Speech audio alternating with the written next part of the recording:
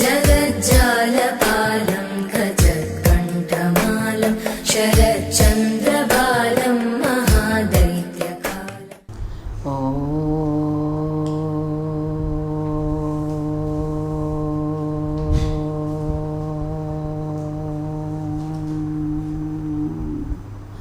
श्री परमात्मने नमः।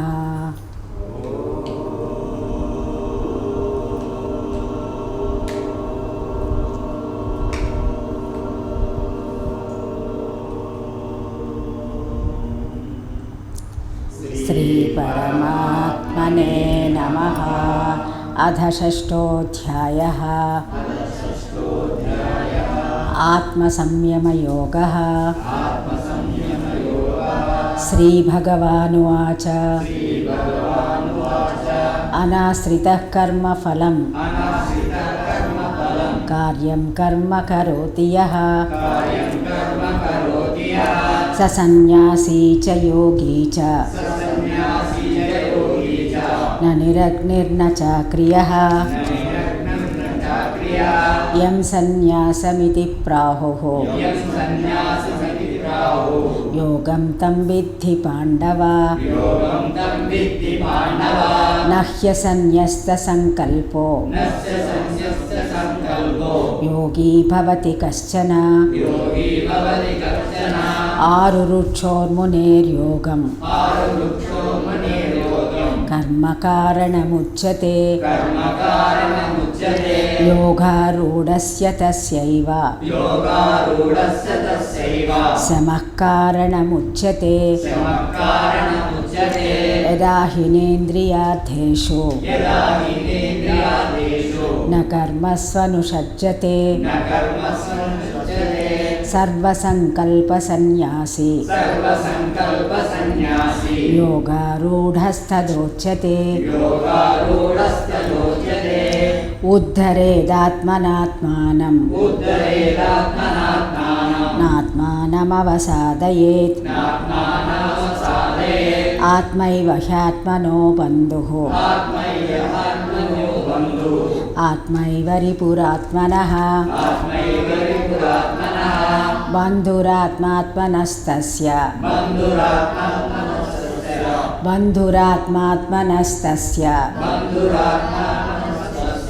येनात्मैवात्मना जितः। अनात्मनस्तु शत्रुत्वे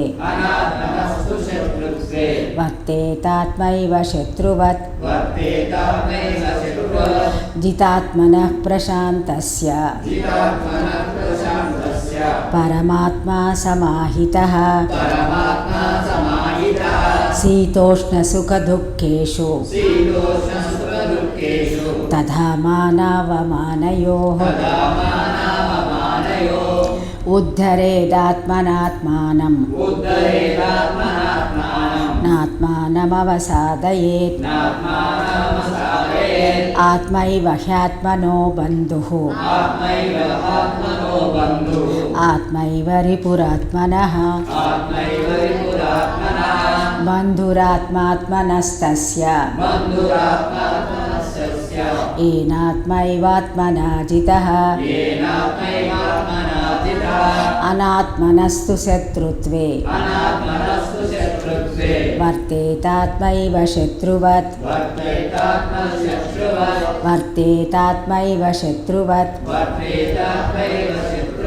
जितात्मनः प्रशान्तस्य परमात्मा समाहितः।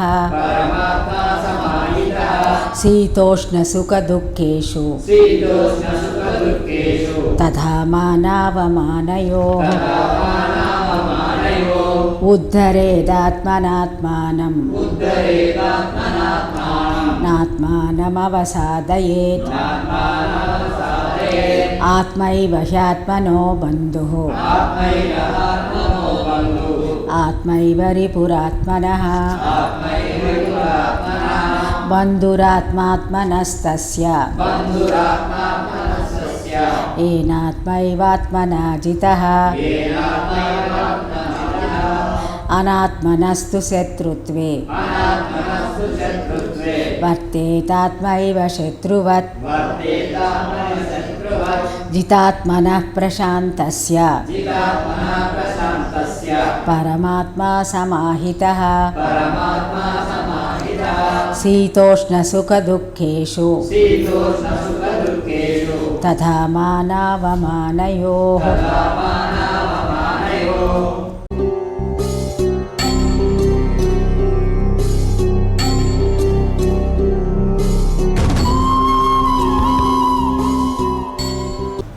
భగవద్గీత 6వ అధ్యాయం ఆత్మ సంయమ యోగం. ఈ అధ్యాయం ప్రారంభంలో పరమాత్మ మనకి చెప్పినటువంటి విషయం ఏంటంటే, ఎవరైతే తను చేయవలసినటువంటి కర్మలను ఫలాపేక్ష లేకుండా చేయడం లేదో, అనగా ఫలాపేక్ష లేకుండా చేస్తూ వస్తున్నాడో అటువంటి వాడినే సన్యాసి అని కానీ లేక యోగి అని కానీ అనబడుతుంది. కేవలం బాహ్యమైనటువంటి సన్యాస దుస్తులు ధరించడం ద్వారా కానీ లేక అసలు కర్మ ఏమి చేయకుండా ఊరికే కూర్చోవడం ద్వారా కానీ అటువంటి మోసకారుల పట్ల జాగ్రత్తగా ఉండవలసింది. అతడు చేస్తున్నటువంటి కర్మ ఆచరణ కర్మఫల సిద్ధి కోసమా లేక కర్మఫలాన్ని విడిచిపెట్టి చేస్తున్నాడా, ఈ రెండు విషయాల పట్లే అతను యోగిగా కానీ లేక జ్ఞానిగా కానీ గుర్తించడం జరుగుతుంది అనేటువంటి విషయాన్ని మనకి చెప్పిన తర్వాత ఆ విధంగా ఆచరిస్తున్నటువంటి ఎవరైనా సరే, వాకరికి ఒక గృహస్థైనా సరే, అతడు సన్యాసము యోగము రెండు చేసినట్టుగానే పరిగణించవలసి వస్తుందని కూడా మనకి చెప్పడం జరిగిన తర్వాత, అయితే ప్రారంభ దశలో మానవుడికి నిష్కామ కర్మ ఆచరణే అత్యంత ఉత్తమమైనటువంటి మార్గం అనే విషయాన్ని చెబుతూ, ఆ విధంగా చేస్తూ వెడుతుండేటువంటి వాడు ఎవరైతే ఉన్నాడో వాణ్ణి ఆరురుక్షువు అనేటువంటి ఒక పేరుతో, అంటే ఈ జ్ఞాన మార్గంలోకి ఆత్మ సాక్షాత్కారం కోసం వెళ్ళటానికి మొదటి మెట్టు ఎక్కే మనిషిగా అతన్ని పరిగణిస్తూ అతన్ని ఆరురుక్షువు అనేటువంటి ఒక నామంతో పిలవడం జరిగింది. అలా దాన్ని కొనసాగిస్తూ వచ్చిన తరువాత కర్మ అనుష్ఠానం పట్ల, నిష్కామ కర్మ అనుష్ఠానం పట్ల కొద్దిగా విరక్తి కలిగి అతను పరమాత్మతో తన యొక్క మనసుని కలుపుకొని ఆ సంయోగంలో ఉంటూ బాహ్యమైనటువంటి ఈ కర్మలు నిర్వహించే దాని పట్ల కొద్దిగా వైరాగ్యం కలిగి ఎప్పుడైతే ఉంటాడో అతడు యోగారూఢ ప్రయత్నశీలుడు అంటున్నాడు. అంటే తను జ్ఞాన మార్గాన్ని అయితే జ్ఞానాన్ని పొందడానికి కావలసినటువంటి ప్రయత్నం పూర్తిగా అతను చేస్తున్నాడు అనేటువంటి విషయాన్ని మనం తెలుసుకోవాల్సి ఉంటుందని చెప్పాడు. అది రెండవ స్థాయిగా చెప్పబడింది. ప్రాథమిక స్థాయి ఏమిటి? ఆరురుక్షు, అనగా కర్మను నిష్కామంగా ఆచరిస్తూ వెడుతూ ఫలాన్ని ఆశించకుండా అతను ఉంటున్నంతకాలం తన యొక్క మనస్సుని శుభ్రపరచబడుకొని ఇంద్రియముల యొక్క ప్రభావం లేకుండా అతను కర్మని కేవలం పరమాత్మ ప్రీత్యర్థంగా కర్మ నిర్వహిస్తూ వెడుతున్నాడు కాబట్టి అతడు ఆరురుక్షువు అనబడినాడు. అట్లా చేస్తున్న తర్వాత కొంతకాలానికి అతనికి ఈ బాహ్యపరమైనటువంటి కర్మలు చేయడం పట్ల అనురక్తి తగ్గిపోయి ఎక్కువ కాలం పరమాత్మతో ఉండేటువంటి అనుసంధానం కోసం ప్రయత్నం చేస్తూ దాని యందు ఉపరతి కలిగి, సో మనోనివృత్తి, మన సంకల్ప నివృత్తి మార్గంలో కంటే ఇక పని చేయాలనేటువంటి సంకల్పం పెద్దగా ఉండకుండా అతను ఎల్లప్పుడూ పరమాత్మ యందే ఉండడం, అంటే ఆ లోపల పరమాత్మతో ఉండడం వల్ల కలిగేటువంటి నిజమైన ఆనందం ఏదైతే ఉందో దాన్ని అనుభవించడం మొదలుపెట్టిన తరువాత బయట బాహ్యంలో అతను నిష్కామంగా చేసేటువంటి కర్మల పట్ల అంతగా ఎక్కువగా అనురక్తి లేకుండా ఉండేటువంటి స్థితి రెండవ స్థితిగా చెప్పబడింది. అతడిని యోగారూఢ ప్రయత్నశీలుగా అని చెప్పడం జరిగింది. తర్వాత నెక్స్ట్ దాంట్లో యోగారూఢుడు యొక్క పరిస్థితి ఎట్లా ఉంటుందనేది కూడా మనం అతని లక్షణాలు ఏ విధంగా ఉంటాయంటే, ఎవరైతే శబ్దాది విషయముల పట్ల ఏ విధంగాని ఆసక్తి లేకుండా, అంటే తన యొక్క ఇంద్రియాలని కేవల ఇంద్రియములుగా మార్చుకుని, అంటే కేవలం అవి చెయ్యవలసిన పని చేయడం తప్ప ఆ ఇంద్రియాల ద్వారా వచ్చినటువంటి సమాచారాన్ని మనసు లేక అంతఃకరణకి నాలుగిటికి అందించి అక్కడి నుంచి ప్రతిచర్య జరగకుండా చూసే విధంగా అతడు తన మనస్సుని ఇంద్రియాలని నియంత్రించుకుని మనస్సుని లగ్నం చేసి పరమాత్మ యందు ఉండి ఎప్పుడు బయట విషయాలతో ఇది లేకుండా ఇక కర్మ చేస్తున్నప్పుడు వాటి యందు ఆసక్తి లేకుండా ఎప్పుడైతే ఉంటున్నాడో అతడి యొక్క సమస్త సంకల్పాలు కూడా విడిచిపెట్టేస్తున్నాడు. అంటే ఎప్పుడైతే మనం చూడండి, మనకి సంకల్పం అనేది ఒక కోరిక అనేది ఎప్పుడు ఉంటుంది? మన ఇంద్రియాల నుంచి వచ్చినటువంటి ఇన్ఫర్మేషన్ని మన మనసుకు అందించినప్పుడు, మనసు దానికి తగినటువంటి చర్య తీసుకున్నప్పుడు ఒక సంకల్పం కలుగుతుంది.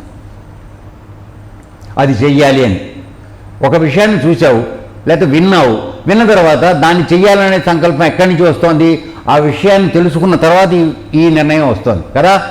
కాబట్టి అతను ఎప్పుడైతే ఫ్రంట్ డోర్లో మొదటే క్లోజ్ చేసేస్తున్నాడో, అసలు దాని నుంచి ఏ విధమైనటువంటి ఇన్ఫర్మేషన్ కిందకి రాకుండా నొక్కేస్తున్నాడో, ఇక్కడ కర్మ చేసే అనుష్ఠానం చేసేటువంటి అవకాశం రాదు. కనుక ఆ విధంగా అతను ఎప్పుడు సమస్త సంకల్పము వర్జితుడుగా ఉండటం జరుగుతుంది అనేటప్పుడు ఇక్కడ నిన్న మనం ఇంకొక విషయం కూడా చూసింది ఏమిటంటే, బాహ్యమైనటువంటి కర్మల యందు ఆసక్తి లేకుండా ఉండడం ఒకటి, తర్వాత కర్మ ప్రవృత్తి లేకుండా ఉండడం, అంటే కర్మ చేద్దాం అనేటువంటి ఆసక్తి లేకుండా ఉండడం. తర్వాత మూడవ స్థాయి సంకల్పరాహిత్యం. ఈ సంకల్పాలు 3 రకాలుగా చెప్పబడినాయి. మలిన సంకల్పము, తర్వాత శుద్ధ సంకల్పము, నిస్సంకల్పం. 3 రకాలుగా చెప్పండి. అంటే ఇప్పుడు మనకు వచ్చిన ఇన్ఫర్మేషన్ నుంచి మనం ఇంద్రియాల ద్వారా వస్తుంది కదా, ఆ వచ్చినటువంటిది ఇంత మీకు చాలాసార్లు ఉదాహరణగా చెప్పడం జరిగింది. సపోజ్ మనం ఒక అందమైనటువంటి గులాబీ పువ్వును చూసాం ఉదయం పూట వెడుతున్నప్పుడు. చూసినప్పుడు ఆ పుష్పాన్ని పరమాత్మ నీ యొక్క సృష్టి ఎంత గొప్పది, చూస్తేనే ఆనందం కలిగింది అని చెప్పి దండం పెట్టి వెళ్ళిపోతే అది అత్యంత నిస్సంకల్పం. అక్కడ దాంట్లో ఏ విధమైన కోరిక నీకు జనించడంలా. అర్థమైందా?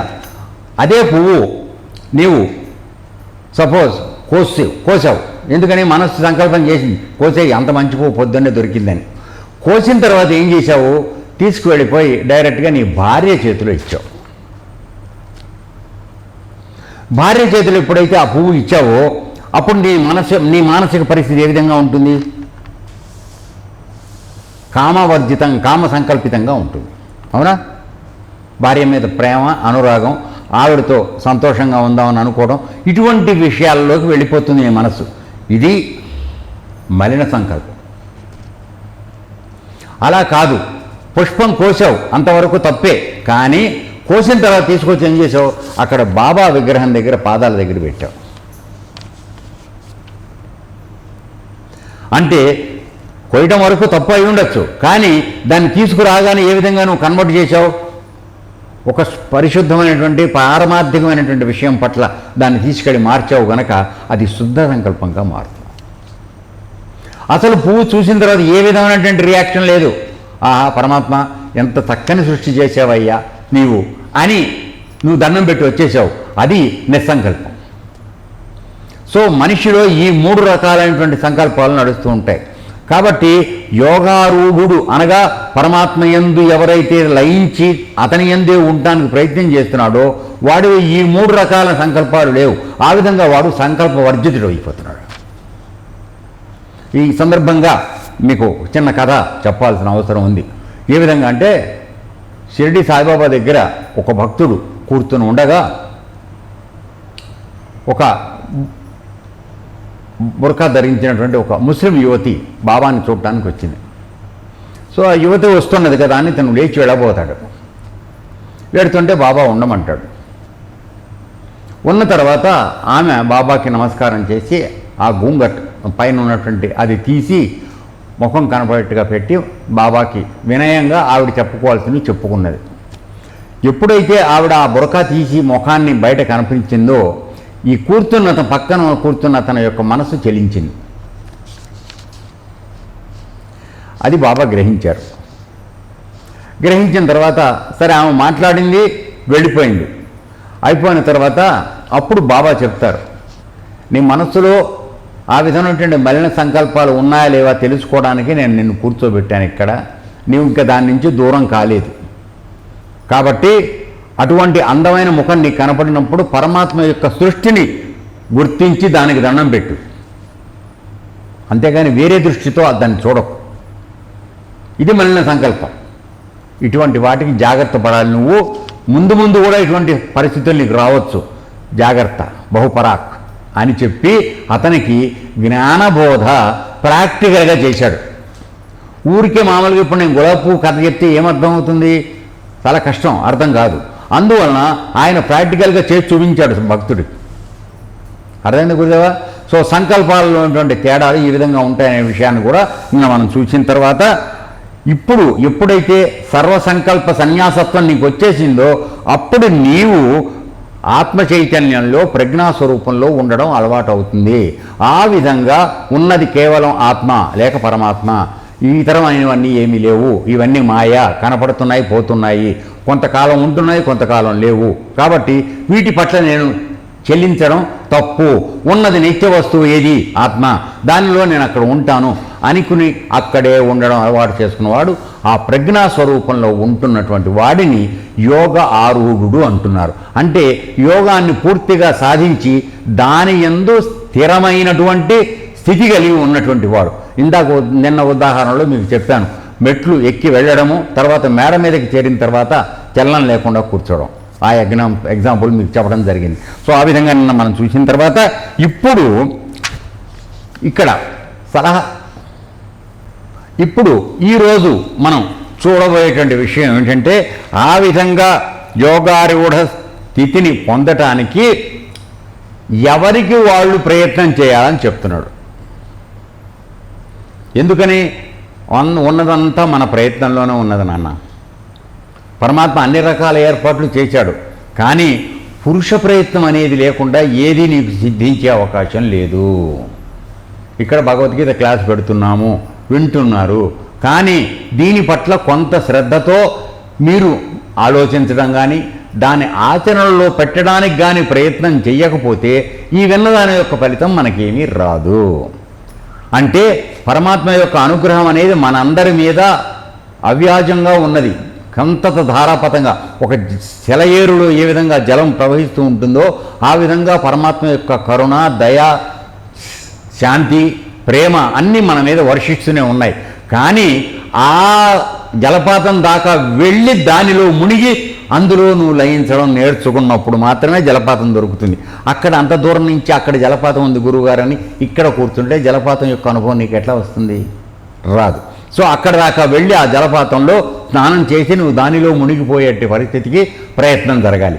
ఇది పురుష ప్రయత్నం. కాబట్టి ఇక్కడ ఈ అధ్యాయం, ఈ శ్లోకంలో ఏం చెప్తున్నాడంటే, అటు ఇందాక మనం మాట్లాడుకున్నటువంటి సంకల్పవర్జిత స్థితి రావడానికి ఎవడికి వాడు సొంతంగా ప్రయత్నం చెయ్యాలి. నీ యొక్క పురుష ప్రయత్నం లేకుండా కేవలం నువ్వు ఇంద్రియాలని, మనస్సుని కట్టడి చేసి నేను ఆ స్థితిలో ఉంటాను అనే మాట ఉత్తిగా జరిగే మాట కాదు. శాస్త్రం ద్వారా వినడం ద్వారా జరగదు. ఆఖరికి దయచేసి వినండి, గురువు ద్వారా విన్నా కూడా రాదు. అర్థమైందా?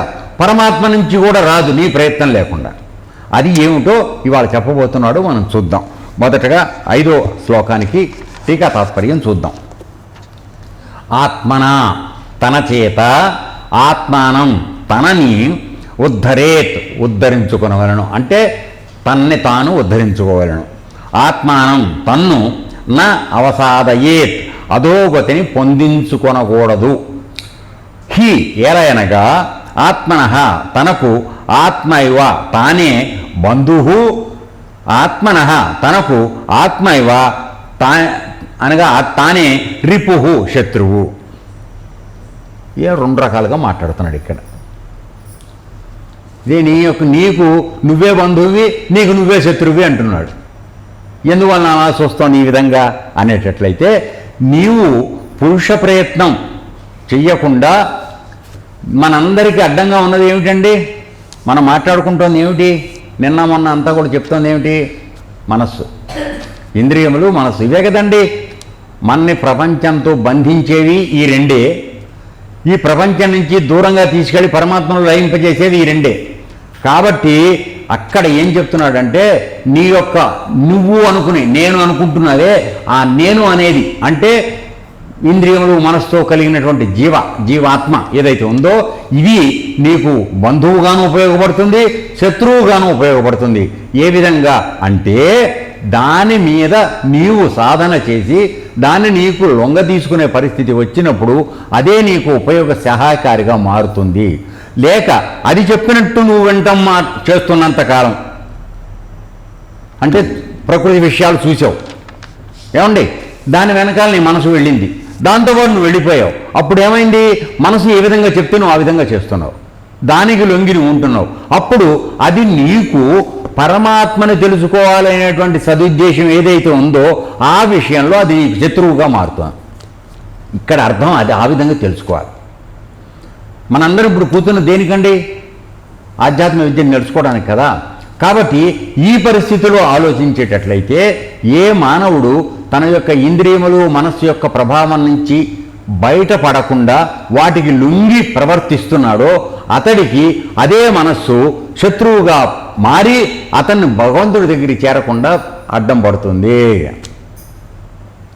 లేదు, ఎవరైతే ఈ ఇంద్రియాలు ఉన్నా ఇవి ఎంత తిప్పలు పెడుతున్నా గురువు యొక్క సహాయము భగవంతుడి యొక్క అనుగ్రహాన్ని సాధించి నువ్వు ప్రయత్నం చేసి ప్రయత్నపూర్వకంగా ఆ చూసేవాటి పట్ల ఇన్వాల్వ్ కాకుండా మనస్సును నియంత్రణ చేసుకుని పరమాత్మ వైపుకు వెళ్ళాలనే గట్టి పురుష ప్రయత్నం నువ్వు చేస్తున్నావో అటువంటి వాడికి ఇదే మనసు బంధువుగా మారుతుంది. ఎందుకని అంటే అది ఒకసారి తానికి ఉన్నటువంటి మలిన సంకల్పాలు పోయినాయో, ఇందాక మనం చూసాం కదా, ఆ మలిన సంకల్పాలు ఎప్పుడు పోయినాయో అది శుద్ధ సంకల్పంగా పరిణామం చెందిందో, ఆ శుద్ధ సంకల్పరహితంగా మారిందో అట్టి స్థితిలో మనస్సు పరమాత్మ యొక్క స్వరూపాన్ని పొందుతోంది. కాబట్టి దానిలో మలినాలనేవి ఏమి లేవు. ఆ స్థితి పొందే వరకు నిన్ను నువ్వే కాపాడుకోవాలి. ఇది ఈ శ్లోకంలో చెప్తున్నది. ఎందుకని చెప్తున్నాడు, God help those who help themselves. ఎవరైతే తన్ను తాను బాగు చేసుకోవాలని అనుకుంటాడో వాడికి మాత్రమే భగవంతుడి కరుణ ఉంటుంది అని. ఎందుకని ఇది లేకపోతే ఏమవుతుందంటే మామూలుగా ఇక్కడ మనం అందరం కూడా వింటూ ఉంటాం మెట్ట వేదాంతం లేక విపరీత జ్ఞానం. ఏంటంటే గురుగారు మీరున్నారు కదా, మీరు చూస్తారు, అన్నీ మీరు చేస్తారు అని గురువుగారు మీరు నెట్టేస్తూ ఉంటారు. వీడేం చేయడు, వీడు మామూలుగా 3 పూట్ల తింటూ ఉంటాడు, పడుకుంటూ ఉంటాడు. గురుగారు మీరు చూసుకోండి, అయినా మీరు మార్గం ఇచ్చారు కదా గురుగారు, ఆ మార్గంలో వెళ్ళిపోతాం, భగవంతుడు చూస్తాడు నాకు. అంటే వీడిది మాత్రం ఏ పాత్ర లేదు, శుభ్రంగా వండిన పాత్రలో అన్నీ భోంచేయడం, పండుకోవడం, పాత్రల నిండా వండినవన్నీ తిని పండుకోవడం. సో ఇటువంటి వాళ్ళకి ఒక చురక వేయడం కోసం ఇది చెప్పాడు. ఎందుకని నువ్వు ఎంత ఉన్నతమైనటువంటి స్థితికి వెళ్ళాలని నువ్వు ఆశిస్తున్నా దాని స్థాయికి తగ్గట్టుగా నీ ప్రయత్నం ఉండాలి. లేకపోతే అదే మనసు అదే ఇంద్రియములు నీకు పరమశత్రువులుగా మారి నీవు ఏనాడు బిల్డింగ్ పైకి ఎక్కడానికి మొదటి మెట్టు కూడా నువ్వు ఎక్కలేని పరిస్థితి అయిపోతుంది సుమా. ఆరూఢం అయిపోతుంది, ఆరూరుక్షు కాకుండా పోతావు, ఇంకా యోగారూఢం ఎక్కడ, అర్థమైనా? సో అందుకోసమని ఇప్పుడు భగవంతుడు ఎప్పుడూ కూడా తన్ని తాను ఉద్ధరించుకోవడానికి నిజాయితీగా పనిచేస్తున్నాడో వాడికే సహాయ సహకారం జరుగుతుంది. ఏ విధంగా అంటే ఆలోచిద్దాం ఒకసారి మరి. ఎందుకంటే దీనికి ఉదాహరణగా ఏం చెప్పాల్సి వస్తుందంటే, ఏ సాధకుడైతే నాకు గురువు యొక్క సహాయం కావాలి, పరమాత్మ యొక్క అనుగ్రహం నేను పొందాలి అని ప్రతిరోజు సంతత ధారాపాతంగా హృదయపూర్వకంగా ఏడుస్తూ ఉంటాడో వాడికి మార్గం దొరుకుతుంది. ఎందుకని నీ యొక్క ఆ ఆవేదన ఆర్తి ఏదైతే ఉన్నదో అది నీ హృదయాంతరాళంలోంచి జరుగుతున్నప్పుడు ఆ అంతరాళంలో ఉన్నటువంటి పరమాత్మకు ఆ విషయం తెలియడం జరుగుతుంది. అప్పుడు నిన్ను ఎక్కడికి చేర్చాలో అక్కడికి పిల్లి గనక తన పిల్లల్ని తీసుకెళ్ళి కూర్చోబెట్టినట్టుగా నిన్ను గురువు యొక్క సమక్షంలోకి తీసుకెళ్ళి కూర్చోబెడతాడు. అయితే దాంతో అక్కడితో కథ అయిపోయినట్టు కాదు, దయచేసి గుర్తుపెట్టుకోండి. మనందరికీ గురువు దొరికిన తర్వాత అలక్ష్య స్వభావం మామూలుగా ఏర్పడుతుంది. ఇవాళ కథ రేపు నేర్చుకుందాన్ని, ఏమంతా తొందర అనేటువంటి ఉద్దేశానికి వెళ్ళిపోతూ ఉంటాం. కానీ దానివల్ల ఏం జరుగుతోంది, అక్కడ గురువుకి ఉన్నటువంటి సమయం పరిమితమైంది, నీకున్న సమయం కూడా పరిమితమైంది. ఎవరికి ఏ సమయం ఎప్పుడైపోద్దో నీకు తెలియదు, నాకు తెలియదు. ఇట్టి పరిస్థితుల్లో దాన్ని వాయిదా వేసుకుంటూ వెళ్ళేటట్లయితే మనం ఆ అందిన అవకాశం ఇంతవరకు ఏడ్చి నాకు కావాలని నిజాయితీగా కొట్లాడినటువంటి స్థితి ఏదైతుందో దాన్ని చేతిలో నువ్వు ఒలకబోసుకున్నవాడు అవుతావు. అర్థమైందా?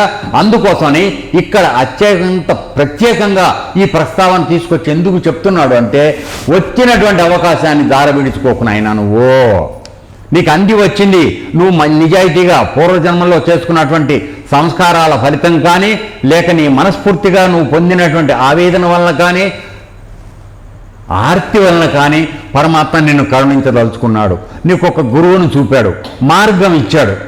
ఇప్పుడు దాన్ని ఇక పట్టుకుని వదలకు, ఇప్పుడని వాయిదా వేయకు. కాబట్టి ఎవరైతే అందిన తాడును పట్టుకుని ఎగబాకటానికి ప్రయత్నం చేస్తాడో అటువంటి వాడికే సహాయం దొరుకుతుంది తప్ప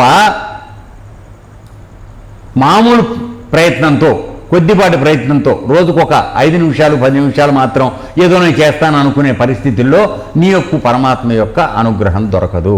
ఎందుకంటే ఇట్లా నటించే వాళ్ళు ఆయనకి మన జుట్టు కన్నా ఎక్కువ కొన్ని కోట్ల మంది, 100 కోట్ల మంది భక్తులు ఉన్నారు. సో వాళ్ళని పట్టించుకోవడం మానేస్తాడు. ఎందుకని? నిజంగా ఆయన గురించి ఏడ్చేవాడి యొక్క ఏడుపు ఇక్కడ హృదయాంతరాళంలో జరుగుతుంది.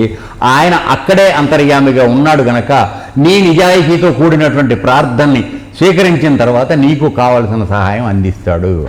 కాబట్టి పురుష ప్రయత్నంగా ఈ ప్రపంచంలో నీవు నిన్ను ఉద్ధరించుకునేటువంటి పని నీ చేతులతో నువ్వే చేసుకోవాలి. కేవలం గురువు గారు నీకు మార్గదర్శనం చేస్తాడు, ఇందులో అనుమానం లేదు. ఎందుకంటే ఆ గురువు అనేవాడు లేకపోతే నీవు ఏ విధంగా అంతర్ముఖుడివై లోపలికి ప్రయాణం చెయ్యాలనే విషయం నీకు తెలియదు. ఎందుకని? నువ్వు ఒక తల్లి యొక్క గర్భం నుంచి మావితో జన్మించిన తరువాత నీ పూర్వజన్మ సంస్కారాలన్నీ కూడా మరుగున పడిపోతాయి, మరపు కలుగుతుంది. ఆ మరపు తీసి తొలగించి నిన్ను పూర్వపు జ్ఞానంలోకి పెట్టగలిగిన వాడు, నిన్ను లోపలికి పంపగలిగిన వాడు, తాను లోపలికి వెళ్ళటం వచ్చి తెలుసుకున్నవాడు మాత్రమే అది చేయగలడు. వాడినే గురువు అనాలి, మిగతా అందరూ గురువులు కాదు. దయచేసి మన్నించండి. అర్థమైందా? ఎలా అయితే కాషాయం వేసుకున్నవాడు అలా సన్యాసి కాడని అధ్యాయం మొదట్లోనే చూసామో, ఆ విధంగా అట్లా గురువు పేరు పెట్టుకున్నవాడల్లా గురువు కాదు. తాను లోపలికి వెళ్ళి ఆత్మ దర్శనం జరిగి తత్వవేత్తగా మారిన వాడు మాత్రమే నీకు నిజమైన విద్యను అందించగలడు. అయితే వాడు ఆ విద్యను అందించిన తర్వాత నిజంగా లోపలికి వెళ్ళి ప్రయాణం చేసేది ఎవరు చేయాలి? గురువు చేయాలా, శిష్యుడు చేయాలా? ఎవరు చేయాలండి? లక్ష్మణ్ గారు, లోపలికి వెళ్ళే పని ఎవరు చేయాలి? శిష్యుడు చేయాలి. అది ఇక్కడ చెప్తున్నాడు. అందువల్ల గురువుగారు ఉన్నాడు కదా, ఆయన చూస్తాడు, గురువుగారు ఉన్నాడు కదా చెప్తూ ఉంటాడనంటే గురువుగారు దిగాడు లోపలికి, నీకు దిగే మార్గం చూపిస్తాడు. నువ్వు సరిగా వెళ్ళకపోతే పట్టుకుని సరిదిద్దుతాడు. నువ్వు ఎక్కడన్నా అటకాయించుకుపోతుంటే మళ్ళీ లాగి పైకి తీసుకొచ్చి మళ్ళీ కిందకి దించుతాడు. ఇన్ని సహాయాలు ఆయన చేయగలడు. కానీ దిగటం అనే పని మాత్రం నువ్వే చేయాలి లోపలికి. అర్థమైందా? అందువల్ల ఇవాళ కాదు రేపు చేద్దామనేటువంటి అశ్రద్ధ, తమోగుణము ఇవి పనికిరావు. ఎందుకంటే తమోగుణం ఎందుకు పనికిరాదని చెప్తున్నాము? నీవు ఈ యొక్క దీనిలోకి రజోగుణంలోకి రావాలి, తాపత్రయపడాలి, దానికోసం ప్రయత్నం చేయాలి. ఆ విధమైనటువంటి శుద్ధ రజోగుణం అవసరం మనిషికి. అంతేగాని ప్రపంచంలోంచి దాచుకోవడానికి రజోగుణం ఉపయోగపడకూడదు, అది కాదు. సపోజ్ ఆశ్రమంలోకి వచ్చాం, నలుగురికి ఉపదేశం ఇవ్వబడింది, నలుగురిలో 2 మంచి బ్రహ్మాండంగా సాధన చేస్తున్నారు, ముందుకు రావడానికి ప్రయత్నం చేస్తారు, వాళ్ళతో పోటీపడు. ఆ విధమైనటువంటి రజోగుణం నీకు అవసరం. అర్థమైందా?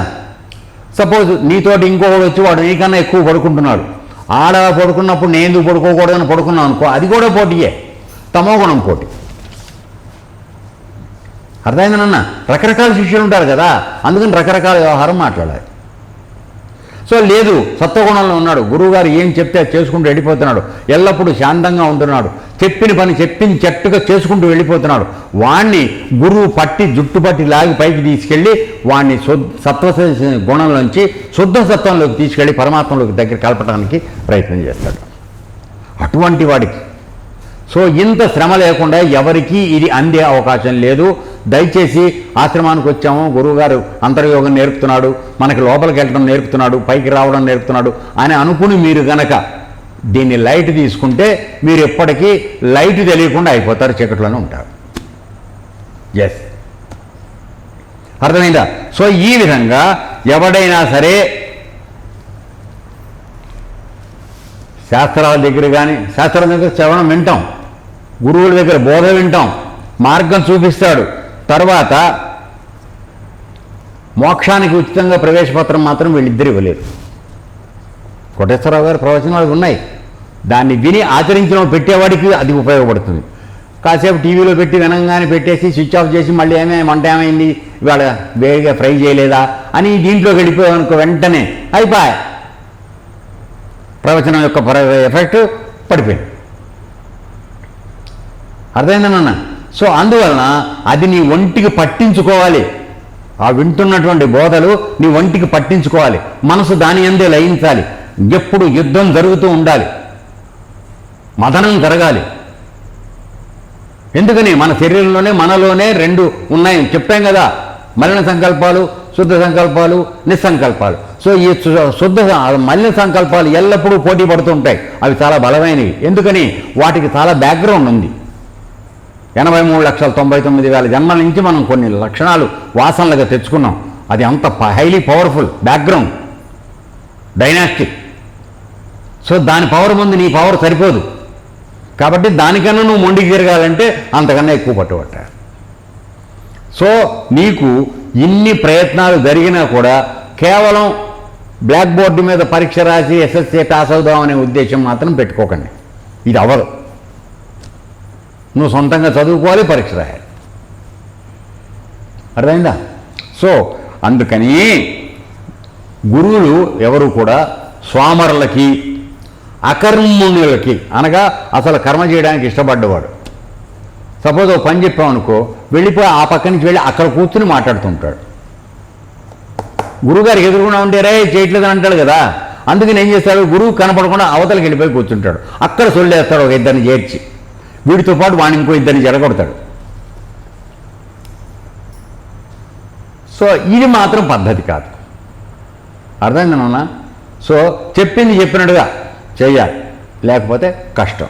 సో ఇప్పుడు ఎందుకంటే ఇది ఎందుకు చెప్తున్నాడంటే, ఇంతకుముందు దీన్ని సాధించిన మహానుభావులు అందరూ కూడా ఎంతో కష్టపడి, అర్థమైందన్నా, శ్రమ కోర్చి, ఆహారం దొరకని చోట కూడా ఉన్నారు, శీతోష్ణాలను లెక్క చేయలేదు, ఎండ వేడిమి రెండింటిని లెక్క చేయలేదు, ఆకలి దప్పులకి లెక్క చేయలేదు, అవమానాలకు లెక్క చేయలేదు, అన్నిటి పట్ల సమంగా అట్లాగే నిలబడి ఉండి ఎవడైతే చేస్తున్నాడో ఆ నిజాయితీతో కూడిన ప్రయత్నం ఇక్కడ తెలుసుకోబడుతుంది. ఎప్పుడైతే ఇక్కడ తెలుసుకోబడుతుందో అప్పుడు నీకు రక్షణ వస్తుంది. ఇక్కడ తెలుసుకునేంతగా నువ్వు చేయకుండా గురువుగారికి, బయట కూర్చున్న గురువుగారికి తెల్లగుడ్డ కప్పి వాడిని మోసం చేద్దామని ప్రయత్నం చేస్తే ఇక్కడ లోపల ఆయన కానీ గుడ్డలే లేవు, మన గుడ్డలు ఎప్ప తీసేవాడు. అర్థమైందా? సో అందువలన ఏదో రోజు మన గుడ్డలు పూర్తిగా ఇప్పడం జరుగుతుంది. అందుకని ఎప్పుడు చెప్తూ ఉంటాను నేను, చాలా గొప్ప ఇది భరణి గారు రాసినటువంటిది, నాలోన శివుడు గలడు, నీలోన శివుడు గలడు, నాలోన గల శివుడు నీలోన గల శివుడు నాటకాలాడగలడు, తెరదించి మూట కట్టెయ్యగలడు. అందువల్ల మనం ఎక్కువగా గురువుగారికి నామం పెట్టామని చెప్పి భగవంతుడికి నామం పెడదామని ప్రయత్నం చేయకండి. గురువుగారు కొంతకాలం నామం పెట్టించుకుంటాడు, తర్వాత ఎక్కడ వేయాలో అక్కడ వేస్తాడు. భగవంతుడు అయితే కొడతాం ఎక్కడంటే నీకు మూతి పళ్ళు రెండు కూడా ఊడిపోయి కింద నేలకు అంటుకోవాల్సి వస్తుంది. ఎందుకని మార్గం తెలియని వాడి కర్మకు వాడు ప్రవర్తిస్తున్నాడు, వాడి గురించి పట్టించుకోం. నువ్వు ఇక్కడ మార్గం మార్చుకుని గురువు దగ్గరికి వచ్చానంటున్నావు. ఇటువంటి పరిస్థితిలో నీవు గనక సరిగా ఉండకపోతే నీకు ఇవ్వబడేటువంటి పనిష్మెంటు కొద్దిగా గాఢంగా ఉంటుందనేది చెప్తున్నాడు. అందువలన ఇప్పుడు మనకు ఆకలి వేసింది, మనమే తినాలి కదండి, బ్రహ్మం కదా, అర్థమైందా? సో ఆకలి అదే తీరుతుంది. అక్కడ గిన్నెలో ఉన్నాయి బియ్యం డబ్బాలో, ఇక్కడ పొయ్యి ఉంది, గిన్నెలో నీళ్లు ఉన్నాయి, అవన్నీ అలాగే పెట్టుకుని బ్రహ్మం జరుగుతూ ఉంటుంది. దాని అంతటా అదే తీరుతున్న ఆకలి తీరుతుందని కూర్చుంటే అవుతుందా? ఏమండి, ఆఖరికి ఇక్కడ ఇంత విజ్ఞానం నేర్చుకుంటున్నటువంటి వేదాంతం నేర్చుకున్న ఆశ్రమంలో కూడా ఇంట్లోకి వెళ్ళి అమ్మగారు వాళ్ళు పొయ్యిలకి ఇచ్చి కాస్త వండితేనే మనం ఆఖరికి తర్వాత తినడానికి వీలుగా అన్నం దొరికేది. ఇదిగో యోగ మార్గంలో వెళ్ళేవాడు కూడా తన యొక్క పురుష ప్రయత్నాన్ని ఆ విధంగా చెయ్యాలి. చేసినప్పుడే తనకు అంటుకున్నటువంటి మాలిన్యాలు, జాడ్యాలు ఇవన్నీ పోతాయి. ఆ విధంగా పరిశుద్ధమైన తర్వాత మాత్రమే పరమాత్మ లోపలికి తీసుకుంటాడు. సో ఇది ఉద్ధరేదాత్మనాత్మానం అంటే దాని అర్థం ఇది. నీకు నువ్వై ప్రయత్నం చేసుకుంటే నీవు ఉద్ధరించబడతావు. లేక నీవు ఈ ఉన్న గుణాలతో అలాగే నువ్వు రాజీ పడదాం అనుకుంటే అది నీకు పరమాత్మ మార్గంలో వెళ్ళడానికి శత్రువుగా మారుతుంది. అక్కడే శత్రువు, ప్రపంచంలోకి కాదు. ఎందుకని ప్రపంచంలో నువ్వు దోచుకొని కోటీశ్వరుడు అవ్వాలనుకుంటున్నావు కదా, అది చాలా ఉపయోగపడుతుంది. అప్పుడు ఆ మనసు నీకు దొంగ మార్గాలు బోర్డు చూపిస్తున్నది. ఎక్కడెక్కడి నుంచి ఏ సందుల్లోంచి లాగి సంపాదించవచ్చో అది నేర్పుతుంది నీకు. సో నువ్వు ప్రపంచంలో బతుకుదామనుకుంటే అటువంటి దొంగ మనసు నీకు చాలా ఉపయోగపడుతుంది. నువ్వు పట్టుకున్నదేమో గురుమార్గం, మంచి దోవలోకి పరమార్థికంలోకి వద్దాం అనుకున్నావు, అప్పుడు ఇదే నీకు శత్రువుగా ఉంటుంది ఇటువంటి మనస్సు. కాబట్టి ఇది కూడా మారాలి. ఇది కూడా మారాలంటే నీ యొక్క చేతలు మారాలి, ఆలోచనలు మారాలి, చేతలు మారాలి. ఆ విధంగా నిన్ను నువ్వు ఉద్ధరించుకుంటేనే సరైన మార్గంలోకి వస్తావనేది దీంట్లో చెప్పడం జరిగింది. కాబట్టి ఇక్కడ ఏమిటాయంటే నీ యొక్క పరిశుద్ధమైన మనస్సే నిన్ను ఉద్ధరించేది, అపరిశుభ్రమైన మనస్సు నిన్ను నాశనం చేసేది. కాబట్టి నువ్వు ఎటు పెడదామనేది నువ్వే నిర్ణయం చేసుకో. ఇవన్నీ మనతోని కాదు, మనకెందుకు వచ్చింది, మన మామూలుగా ఉన్న బతికేదో బతుకుదాం అనుకుంటే ఆ అపరిశుభ్రమైన మనస్సుతో హాయిగా ప్రపంచంలో ఉండు, నో ప్రాబ్లం. కను 10,000 జన్మలో 20,000 జన్మలో వస్తాయి, అవి ఎత్తు నెమ్మదిగా, తొందర ఏముంది. మనకి సిగ్గుసరం ఎలాగో లేదు కదా, ఎన్నిసార్లు ఎత్తి మాత్రం ఏమైందిరా, ఎత్తుదాం. అలా అనుకున్న వాళ్ళు అలాగే ఉందాం, మారద్దు. లేదు ఇది వద్దు గురువుగారు, నీ దగ్గరకు వచ్చాం, గురువుగారు చెప్పిన విద్య కావాలి, చంద్రగారు చెప్పిన విద్య కావాలి, ఈ జన్మలోనే అయిపోవాలి అంటావా, గట్టిగా పట్టు, వచ్చి కూర్చో, నా వెనకే ఉండు, నీకు చెప్తా. అర్థమైందా? నువ్వు కాసేపు అటు మా సాలనేత కాసేపు మాలనేత నేస్తానంటే కుదరదు. ఏదో ఒక మార్గానికి రా. ఉంటివా ప్రపంచంలో ఉండు, ఆశ్రమానికి రాకు, అసలు నో ప్రాబ్లం, నిన్నెవ్వరూ బాధించరు. కానీ వచ్చిన తర్వాత సజావుగా చేయకుండా ఉండద్దు. దయచేసి అర్థమవుతుంది కదా, ఎవరిని నిందించడం లేదు. ఎందుకంటే ఒకసారి పట్టుకున్న తర్వాత దాని అంతు ఏదో చూడాలి మనం. ఎందుకు కాదు, మిగతా వాళ్ళందరూ సాధించినప్పుడు నువ్వు ఎందుకు సాధించలేవు? నీలో ఏం తక్కువైంది? కేవలం శ్రద్ధ, సబూరి, ఈ రెండు లేకపోవడం వల్ల మనం పాడైపోతున్నాం. అంతే, అంతకుమించి ఇంకేం లేదు. పరమాత్మ యొక్క సృష్టిలో అందరు మానవులు సమానంగానే పుట్టించబడ్డారు. అందరికీ శక్తియుక్తులన్నీ సమానంగానే ఇవ్వబడినాయి. ఎవరు ఎట్లా దాన్ని వాడుకుంటున్నాడో దాన్ని బట్టి వాడు ఫలితం పొందుతున్నాడు, అంతే, దట్స్ ఆల్. సో ఈ విధంగా మనం చెయ్యాలని చెప్పాడు. కాబట్టి నీకు మారిన మనస్సు బంధువుగాను ఉంటుంది, మారని మనస్సు శత్రువుగా మారుతుంది. ఈ పరమాత్మక విషయంలో వద్దాం అనుకున్నప్పుడు మాత్రమే సుమా, దయచేసి తేడా అర్థం చేసుకోండి. నువ్వు ప్రపంచంలో ఉందాం అనుకున్నప్పుడు ఈ చెడిపోయిన మనస్సు చాలా సంతోషం, మనకు పరమమిత్రుడు, ఆప్తమిత్రుడు. ఎందుకని మనం దొంగ విషయాలు చేయడానికి చాలా నేర్పుతుంది. కాదు, ఈ మార్గం రావాలనుకుంటే ఇది శత్రువు అవుతుంది, దీన్ని మారిస్తే కానీ మనకు కుదరదు. ఓకే, ఇంతవరకు చెప్పడం జరిగింది. అయిన తర్వాత మళ్ళీ దాన్ని కాస్త ఇంకొక ఉదాహరణతో దీన్ని మళ్ళీ విపులీకరించి చెప్పడానికి, ఎందుకంటే మన యొక్క ఇంటెలిజెన్స్ లెవెల్ ఏ స్థాయిలో ఉంటుందనేది విషయం మన పుట్టించిన భగవంతుడికి తెలుసు కదా. అందుకోసమని ఇంకొక ఉదాహరణ ద్వారా మళ్ళీ మనకి చెప్పడానికి ప్రయత్నం చేస్తున్నాడు. అదేమిటో 6వ శ్లోకంలో ఆయన విపులీకరించి చెప్తున్నాడు.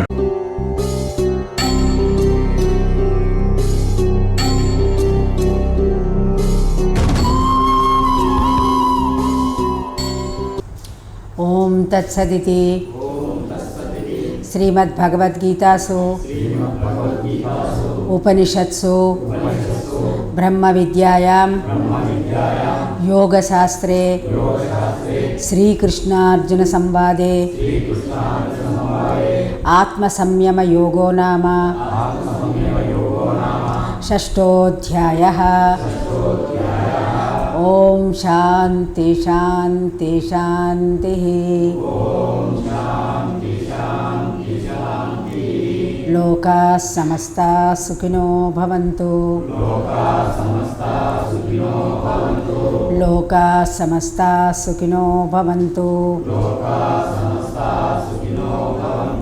లోకా సమస్తా సుఖినో భవంతు. ఏతత్ సర్వం బ్రహ్మార్పణమస్తు. ఓం తత్సత్.